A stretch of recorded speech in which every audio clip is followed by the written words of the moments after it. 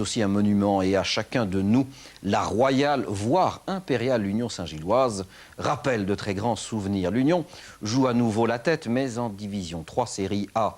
Son adversaire du jour est lui aussi héroïque puisqu'il s'agit de l'AEC Mons. Éric Libois nous revient de la butte. Les époques ont passé, les lieux à peine. Le stade Marien à l'effigie des temps anciens. Longtemps, l'Union a vécu sur son passé. L'un des secrets de sa réussite actuelle, avoir enfin apprivoisé le présent. L'Union ou la plus pure tradition de la Zouanze, l'Union, c'est aussi les supporters. Moi, je suis Saint-Gillois de naissance. Comment voulez-vous que ce soit autre? Ça marche bien, stade ici, hein? Comment donc? On est sur le chemin de 60, hein? L'Union 60? Ah oui, le genre des victoires.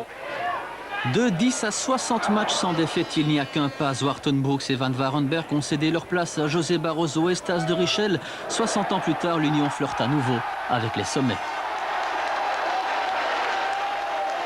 Un match au sommet tendu aussi. Perte de balle d'Arcangelo et déjà Michel qui sauve en catastrophe devant Barroso.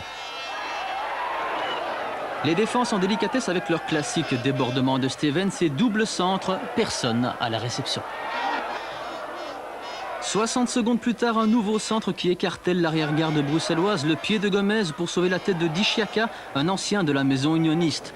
L'art des grands est de se faire oublier. 34e minute, envoie 5 carats de José Barroso, 1-0 et le 9e but personnel du petit frère de Luis Oliveira. Oui, c'est vrai que je suis en confiance pour le moment. J'ai profité de la seule occasion que j'ai eue, j'ai mis au fond.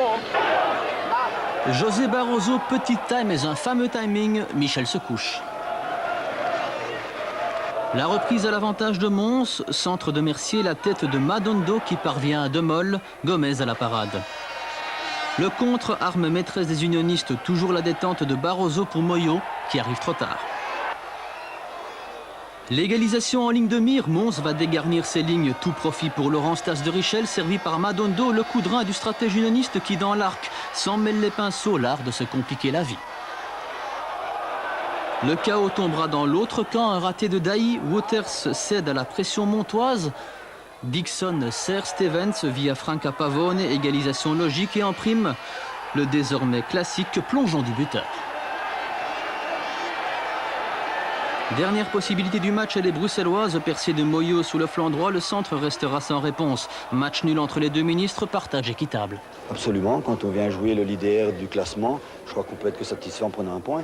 Surtout que l'enjeu était très important et ce qui me fait plaisir, c'est que l'enjeu n'a pas tué le jeu. Les supporters ont vu un bon match et en fin de compte, le match nul est, je crois, logique. On voit chaque semaine comme ça des matchs aussi engagés? Je crois que l'engagement fait partie intégrante du football et je crois que le jour où on retire cet engagement, c'est plus vraiment du football et c'est ce qui fait participer au spectacle, cet engagement en tout cas. La première tranche, le but c'est de continuer. Oui, tout à fait. On va essayer d'aller le plus loin possible et on verra. C'est un miracle ce qui se passe cette année-ci à l'Union? Non, pas du tout. Avec tous les transferts qu'on a fait cette année, c'est normal que l'Union soit aussi fort que maintenant. Hein. Et oui, donc le frère de Louis, j'espère que lui s'entendra avec Paul Van Imst. Donc l'enjeu n'a pas tué le jeu, c'est une belle conclusion. Alors voici ces résultats en Division 3. Tout d'abord, le succès du FC Roulers, victoire de Denderlecht face à Berchem. L'Olympique a gagné au SK Roulers, partage entre amis Isegem. Framborin-Lembeck, 1 partout. Le Racing de Gand et Malines, 2 partout. Vous avez vu Union Mons. Et puis enfin, quel résultat? Capellen a battu Wetteren, 6-0. Capellen, 18 points, seul en tête. L'Union, 17 points. Et Mons, 16. Que la lutte est belle.